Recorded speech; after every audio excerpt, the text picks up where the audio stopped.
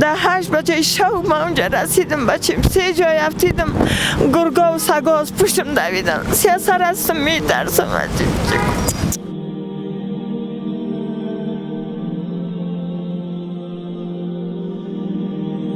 ولس ډوډۍ دا غنان باندې ما قرضه خسي دي تر اوسه پورې چې سهار مې ډیر وزر ورته فقط که کار میکنم پیسه گاز میکشم که از خنک نمریم.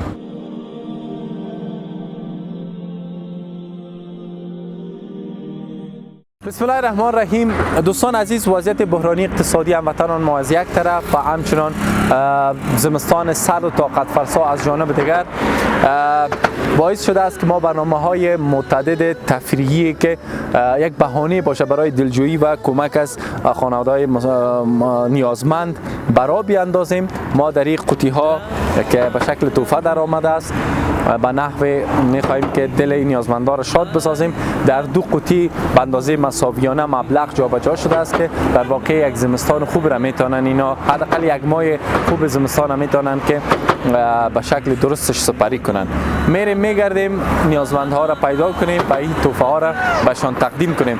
سپاسگزار هستیم عزیزایی که ما را یک پل ارتباطی میان خودشان و این خانواده قرار دادن. پروردگار در حسنات اینا حساب کنه. مشکلاتون حل میشه تان؟ والله دیگه چی کنیم؟ چاره است. نه چاره نیست. خانه کرایه زیم. چند کرا میتیم؟ 7000. 7000. 1 کیلوگرم چند است؟ با بازار روغن چند است؟ آرد چند است؟ یک نون چند است؟ مشکل است که آدم پوره کنه.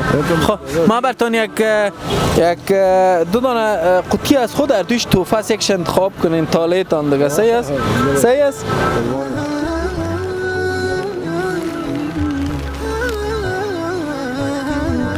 از این تو یک انتخاب کنین تالیتان نبینین. چرا ایش انتخاب کردی؟ خب صحیح است. بیا اینا رو باز کنید داخل چی هست؟ صحیح است؟ خودتان باز کنین. خودتان. من که تان کمک میشم فقط.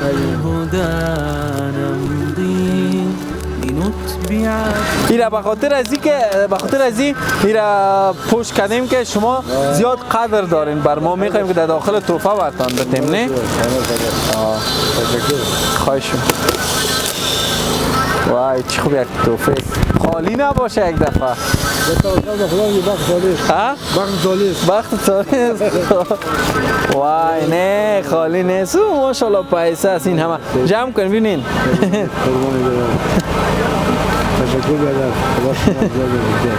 ماشاءالله خوب زیاد پیسه بوده. والله کامیاب باشین. نمال خودت کامل هستم بفرمایید بخاطر اینکه خدا مالی کیه. ماشاءالله. گردن نیست. نور گردن نگه شرخ شده. خو. یک دیوانه والا.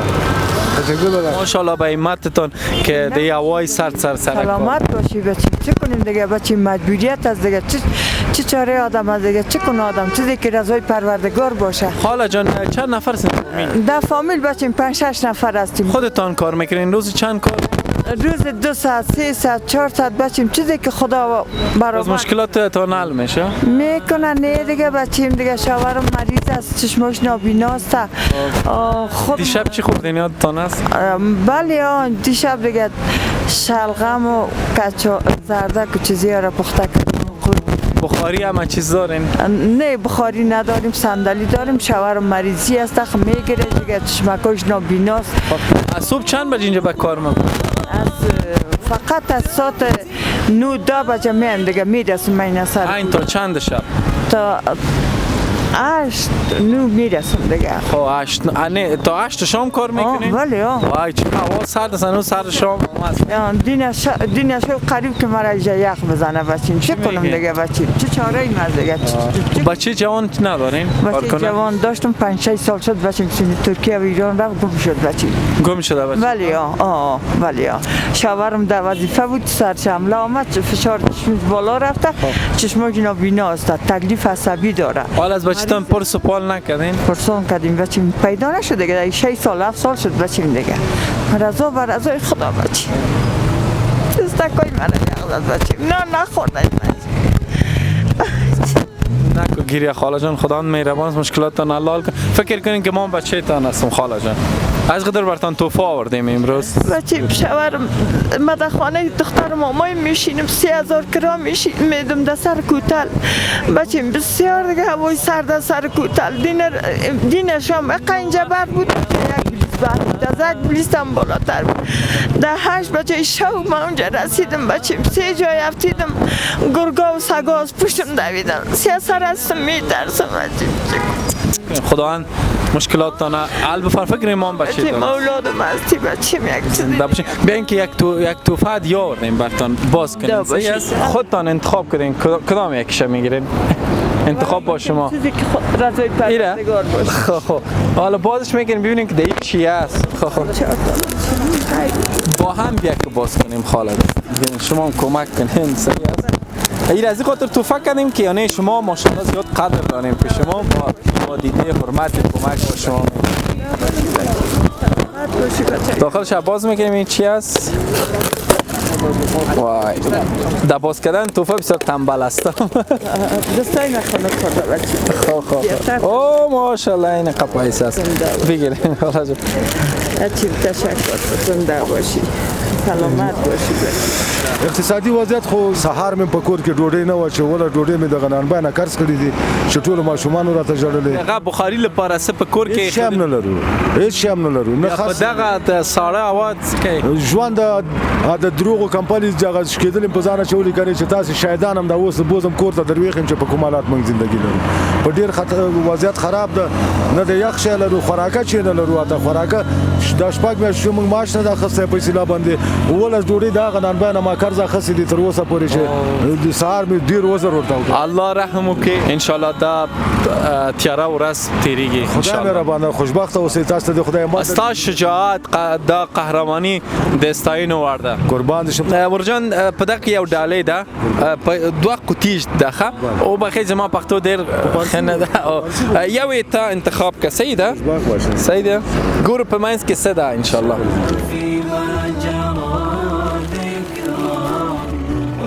دا کوم یو هغه به انتخاب والي دا دواره یو رنگ دی خو ما په دې لاس کې ښه صحیح اوس هغې که ښه خپل د توفه هغه که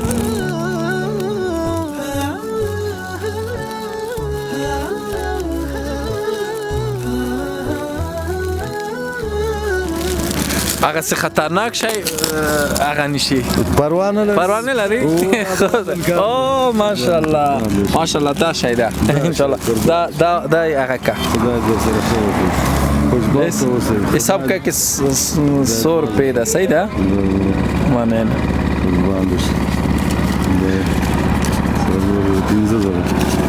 ماشاءالله دا ان شاء الله دا روپے دا یو دا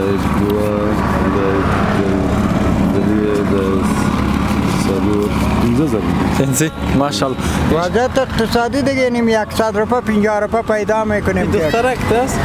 نه کنه دو رنگ پالش میکردن تیر شدن دو بوت رنگ پالش گفتم نه دیدم غریب هستن یک ذره من تو برشاننده اوه ساکتی ماشاءالله چقدر یک آدم با سخاوت هست سخاوت خب باید آدم داشت چند نفر هستی شما در چی؟ ما یک قندولک کسی بین یک خانم ما یک دو دخترک دارم خب ساکن که کجا هر روز اینی بچه کار چی میته؟ من تو میته دیدم که غریب هستن گفتم بیا مفت دادیشان؟ مفت چی میگی؟ بر من نمیتی یک دانه بخورم؟ صدقه سرت خب تشکر انشالله یک دانه خب مزهش چی میکنم فرزند بچه پسر کلان ندارین؟ والا 4 پسر دارم برشان عروسی کدم کلش گریختن مرتا نماندن وای چی میگین؟ در زمستان چیز خریدین؟ یک چیز نداریم یک اتاق سایرخ داریم یک فقط که کار میکنم پیسه گازم میکشم که از خنک نمریم چی میگی؟ خب ما انشالله یک دانه منطوخ میخورم از این منطوهای مزدار تا یک تا بگی که یک تا خیلی خب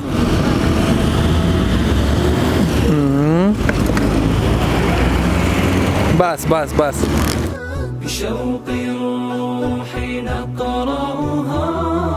خیلی عالی ماشاءالله چقدر مزه‌دار خودتان پخته میکنین؟ خودم جور میکنم خودم پخته میکنم کاکا جان یک توفه از دهی خوب باز کنین ببینیم برتان چی است خیر ببینیم صحیح است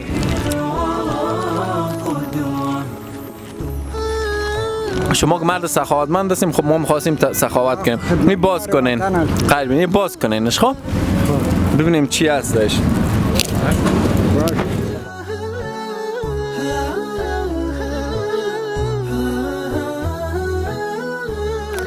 خیر